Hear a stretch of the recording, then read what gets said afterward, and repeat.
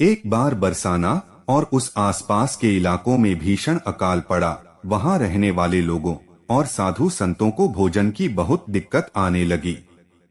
अकाल के कारण चारों ओर हाहाकार मच गया। अकाल के कारण लोगों को उन गांवों से पलायन करना पड़ा। बरसाना में एक संत जी रहते थे। उन्हें भिक्षा में जो मिलता उसे पहले राधा रानी को भोग लगाकर फिर स्वयं भोजन ग्रहण करते थे। अकाल के कारण भिक्षा मिलना भी बंद हो गई और उनकी कोठरी में पड़ा सामना भी समाप्त हो गया। परिस्थितियों से विवश होकर उन्होंने बरसाना गांव छोड़ने का मन बना लिया। नेत्रों से अश्रु बहाते हुए और राधा रानी से क्षमा की याचना कर कहने लगे कि श्री जी मुझे क्षमा करना, मुझे परिस्थितियों के वश यह गांव छोड़कर जाना पड़ रहा है।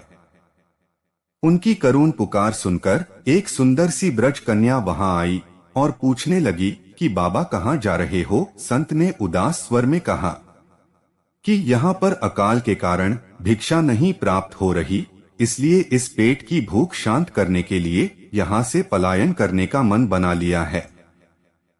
ब्रज कन्या कहने लगी कि बाबा आप मेरे घर भिक्षा लेने आना, मेरी मैया हर रोज भिक्षा देने के लिए भोजन निकालती है। संत कहने लगे कि पुत्री मैं नहीं जानता कि तुम्हारा घर कहाँ है। ब्रज कन्या बोली कि बाबा मैं वैद्य श्रीधर की पुत्री राधा हूँ। आप वहां जाकर कहना कि जो आले में भोजन पड़ा है वह मुझे भिक्षा में दे दो।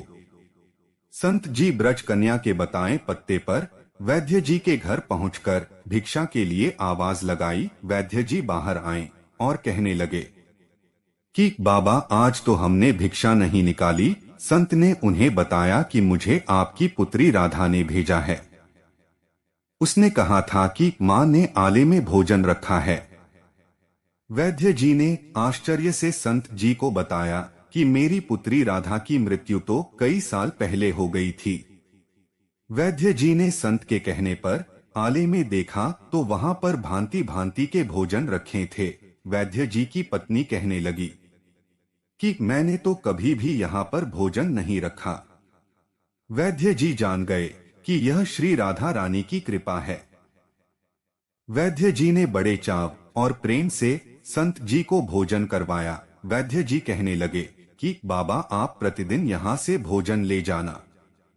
राधा रानी की कृपा से संत जी के प्रतिदिन के खाने का इंतजाम हो गया।